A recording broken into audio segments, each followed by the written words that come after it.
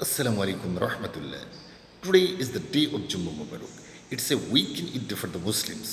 And right now I'm translating 9 number parts of Surah Al-Jumu'ah of the Holy Quran. Auzubillahi minash shaitanir rajim. Bismillahir rahmanir rahim. Ya ayyuhalladhina amanu idza nudiya lis-salati min yawmil jumu'ati. O you who believe, when call is meant for the prayer on the day of Jummah.